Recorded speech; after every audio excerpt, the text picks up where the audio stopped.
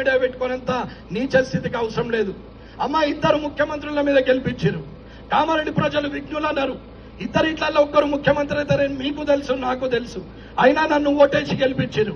నేను గెలిచిన నుంచి గెలవక ముందు అదే కారులో ఒక్కొన్నే వచ్చిన, ఇయ్యాల కూడా నేను ఒక్కొన్నే వచ్చిన. 20 మందిని వేసుకొని 20 బండ్లు వేసుకొని వస్తేనే లీడర్ అని మీరు అనుకుంటే ఆ లీడర్షిప్ నాకు అవసరం లేదు. పొద్దున్న లేవగానే దరిద్ర ముఖాలు కనిపించేటట్టు ఫ్లెక్సీలు రోడ్ల పొంటంతా వేసుకుంటేనే లీడర్ అంటే ఆ లీడర్ నాకు అవసరం లేదు. భార్య ముఖం భర్త, భర్త ముఖం భార్య చూస్తే శుభం. పిల్లలు తల్లిదండ్రుల ముఖం చూస్తే శుభం. కుటుంబం అంతా దేవుని దగ్గరికి వస్తే శుభం. కానీ దొంగన కొడుకుల ముఖం లీడర్ల చూస్తే ఏమొస్తుంది నాకు అర్థం కాదు. పొద్దున్న ఒకడు ఈ మూలకు మొక్కుకుంటుంటాడు, ఒకడు చెయ్యూపుతాడు, ఒకడు నడుచుకుంటుంటాడు. సంక్రాంతి పండుగ శుభాకాంక్ష ఆడు ఎత్తనే మనం చేగోలు చేస్తాం, లేకుంటే చేయనే చేయం. ఆడు వినాయక చవితి శుభాకాంక్షలు భాష మాడండి పెట్టినట్టు ఏముంది. దీపావళికి పేనీలు అంతా కూర్చు, సంక్రాంతికి ముగ్గులేపిస్తే కూర్చు. అదే పని తప్ప వేరే ఆలోచనే లేదు. అమ్మా, మున్సిపల్ అంటే కోట్లు. మీకు అర్థమవుతుందా? అభివృద్ధి ఏందనేది కూడా తెలియని పరిస్థితి. 90% జనానికి 90% కూడా చదువుకున్న వాళ్ళకు కూడా మున్సిపల్లో ఇంత ఉంటుందని తెలియాలనే చెప్పిన. అమ్మ, ఎవరికి ఓటేస్తారనేది మీ నిర్ణయం. నరేందర్కి వేసుకోరు, ఇంకోనికి వేసుకొని కానీ నిజాయితీకి ఓటేయండి. నిజాయితీగా కాకుండా మీరు అనవసరమైన లంగల్ని గెలిపిస్తే మీ కిందికి నీళ్ళు వస్తాయి తప్ప ఎవరికేం లేదు. అన్న, మీరు ఓటేస్తే ఎమ్మెల్యే, మీరు ఓడగొడితే మాజీ ఎమ్మెల్యే, నాకేం పెద్ద సమస్య లేదు. నేను ఓడిపోయినా, నేను గెలిచినా, నేను పర్మనెంట్. రమణారెడ్డి పర్మనెంట్, నా క్యారెక్టర్ పర్మనెంట్, నా నిజాయితీ పర్మనెంట్. మీరు ఓటేస్తే ఎమ్మెల్యే, లేకపోతే మాజీ ఎమ్మెల్యే, కానీ నా క్యారెక్టర్ అయితే పోదు.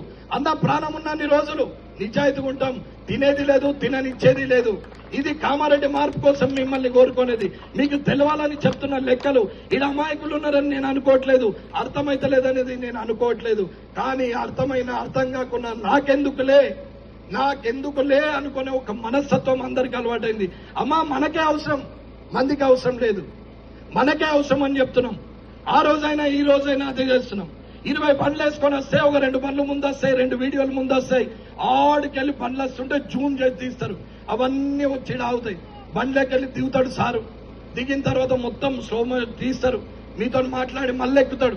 పోతా ఉంటాయి. ఇది మళ్ళా సోషల్ మీడియాలో బాలకృష్ణ సినిమాల బాలకృష్ణ కొంచెం స్పీడ్ దిగుతారు, కానీ వీళ్ళు అంతకన్నా ఎక్కువ స్లో మోషన్ లో దిగుతారు. దానికో పాట తడు అన్నొచ్చిండు అన్న దేనికి వచ్చిండు, ఏం బీగనికి వచ్చిండు అనేది తెలియాలి కదా. ఇది కూడా అర్థం కాకుండా మరి లీడర్ గాడా, మరి రమణారెడ్డి 2 బండ్లు 40 బండ్లు వేసుకొని రారాదా? వస్తా, 20 బండ్లు వేసుకొని వస్తాను రేపటి నుంచి. కానీ 20 బండ్లలో 20,000 డీజిల్ కావాలా? 20 బండ్లలో 5 చొప్పున 10 మంది ఉంటారు, 20,000 టిఫిన్ కావాలా? మధ్యాహ్నం అన్నో మంచి నాన్ వెజ్ అన్న నోరు అంతా సప్పగా నిన్ననే తింటాడు, మళ్ళా సప్పగా అవుతుంది. వానికి మళ్ళా 30,000 పెట్టి మళ్ళీ నాన్ వెజ్ తినిపించాలా? రాత్రి అట్టికి పోయేటప్పుడు అన్న నోరెండికపోయిందే అని మళ్ళా అనగానే ఆయనకు ఒక పొడుగుది ఒకటి పొట్టిది పెట్టాలి 5 అంటే 1.5 బాటిల్.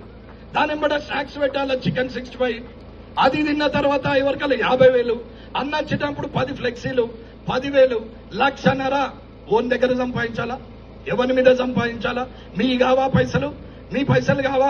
మీ షాదీ ముబారక్, మీ కళ్యాణ్ లక్ష్మి, మీ సీఎంఆర్ఎఫ్, మీ డెత్ సర్టిఫికేట్, మీ బర్త్ సర్టిఫికేట్, మీ లేఅవుట్, మీ ఇంటి పర్మిషన్, మీ పెన్షన్, మీ రేషన్, ఇవి కావా పైసలు?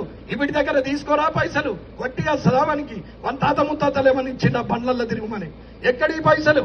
ఇంట్లో ఫ్యామిలీ 5 కాదు, ఉద్యోగస్తులు ఒక ఊరికి పోతే ఇంకో 4 వేసుకొని షేరింగ్ చేసుకొని పోతారే. మరి దాంట్లో నా షేరింగ్ ఇలా కనపడదా? అది నా పైసా, ఇదేమో ప్రజల పైసా. ప్రజలలో నువ్వు లేవా? ఇది తెలియదా? ఇది ఆలోచించకపోతే ఎట్లా?